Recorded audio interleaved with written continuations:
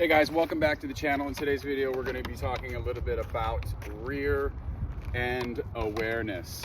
Now, as you can see, we've got Jolie out here who's very versed in the fact that she understands that she can move her back legs in an effort to, get something that she wants. Now, I love to use food for this, high value reward, which in this case for her is just her food. I use Farmina, NND, lamb and pumpkin. That's not what this video was about, but that's just the reward that we're going to be using for her in this particular video. So I'm going to pull her off this heel, and we're going to go through just a little bit of a demonstration of what sort of the end product looks like after the dog sort of has a bit of an understanding of how to use their back legs. So you ready to train? Heel, boom. All right, orbit. Good. Platz. Orbit. Good. So this is sort of like the end product, and I wanted to take you guys through specifically what's square one. How do we begin to teach a dog the fact that they can use their hind legs and they can go in reverse. Another instance that we would particularly use this is sort of like a recall into a heel. Here, heel, boom. So ask your dog to come to you, pops right into the heel position, don't have to use any luring, just at this point utilizing a verbal command. Heel, finish. Good, little bit of a cue there to get her to sharpen up her position there, because I like it to be nice and sharp right next to me, head right at the feeding point, and you could utilize, where you feed the dog in an effort to really get them used to being right where you like to have them, which is nice and tight right up next to your leg. Throw a piece. Joe here. Good. Heel. Boom. Click and pay right when they're in that good position. But again, this video wasn't really about to show off my dog. More or less a video to show you sort of the end result versus where we start. And as some of you may know, we have Groot over there. He's the one with the background music right now. I'm gonna go through exactly how I start with a puppy, and I would start with a dog of his age. He's like 9.5 weeks old. And without further ado, don't touch that dial. Don't forget to leave a thumbs up on the video. Subscribe to the channel if you're taking stuff and utilizing the information. It's free to watch this content. It takes no time at all to just click that subscribe button. Leave me a thumbs up if you do in fact like the video. If not, it's all right, whatever. You could be that kid that goes up to the front of the house there on Halloween and steals the whole candy bowl and doesn't leave any for the rest of the honest patrons that just take one, leave a quarter. Well, not leave a quarter, but I think you get the point. Don't touch that dial. I'm gonna go get Groot. Heel. Good. Give her a couple more pieces and go get Groot, and I'll be right back. Okay guys, we are back with Mr. Groot here. And I guess I should start off by saying, number one, I like to use a little bit of an elevated platform. In this particular case, this is just like a bowl. This is just and I like to use the bigger bowl, which has a little bit of to start out, I like to use the little bit of a bigger bowl because it has a little bit of a bigger surface area. And my main point of emphasis is to keep it very simple right now and to use the food lure and just to get him up here. Right here, Papa. Good. Just to get him up here and get those, good. Just to get those feet right on top. Good, and every time he puts his front two paws up on there, I'm just gonna click and pay.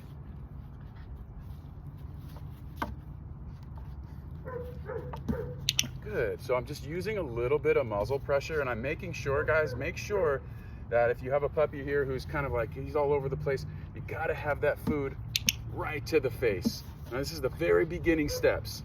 Eventually, good, double click. I'm individually dispensing, I have multiple pieces of food in my hand, and I'm individually dispensing to keep his, good. And I'm using a little bit of muzzle pressure. Click, dispense, click, dispense. Yeah, and then he comes off and I just pay him for doing that simple act. That's step number one. And the reason why that's important is because eventually I'm gonna use a little bit of angling of my feeding hand to get him to just move those two back legs even just a fraction of an inch would be a payable offense. Does that make sense? Okay, so we're gonna lure him up to it. Okay, now I'm gonna, since I want him to go to the right, bam. Did you see those two back legs just move that one step? It's all in the angle of the hand. I angle my hand and I use muzzle pressure, and he went from there to there. Okay, that was a little sloppy, but let me see if I could actually just get him to come out in front here. And then I'm gonna angle my hand that way. Get him on here more. Boom. Do you kind of see that?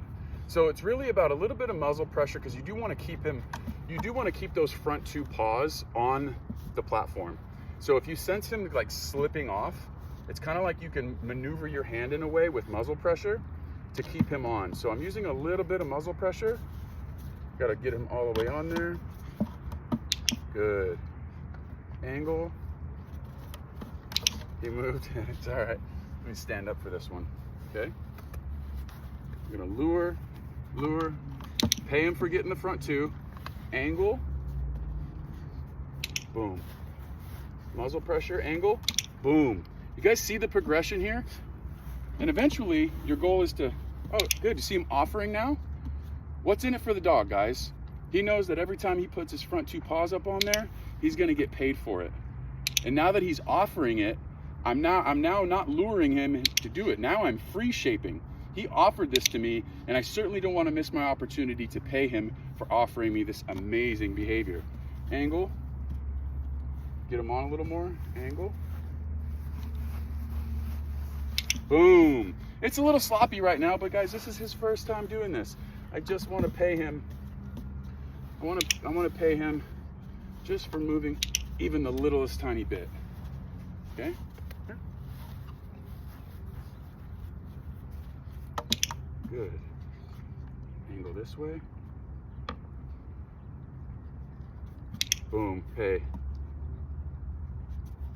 Boom. You guys see those little legs? Good man. Good man. And honestly, I wouldn't keep the session too long. My goal isn't to get him to do the whole 360 on the first shot. I was just happy in this session to boom. See how I like didn't actually physically lure him on there? I kind of just want to see if he'll offer it now. Boom. What's in it for the dog? Boom, moving those legs. Holding the position, pay. Hit the angle, move those legs. Boom, get him back on. Move the legs a little bit more. Go the opposite way.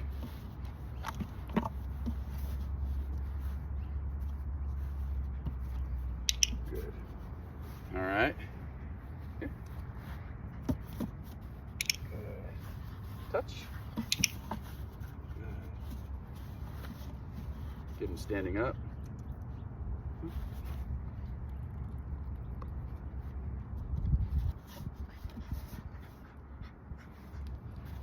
Like to keep these sessions short because the dogs will also check out. Come on, move them.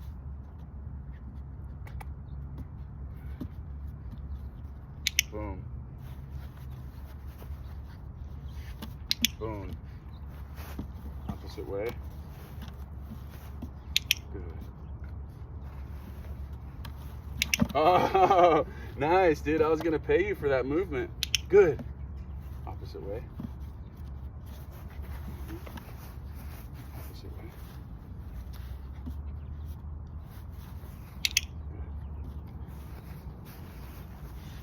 Good.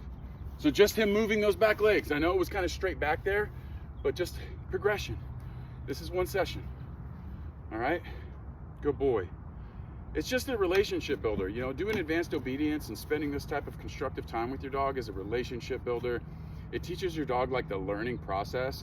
So everything is a progression, and usually it all has a very similar format. If I was teaching him to climb a ladder, it would be first, you know, paws up on the first rung, and then I would progress to the second rung. It's no different. Everything is a progression, and each dog may vary. You know, some dogs are a little more intelligent than others. Some dogs are a little more disconnected. Some dogs may not be as engaged in the food, which is why I really love starting off with puppy, because the puppy's always psyched on food. And so, let's see if he figures it out.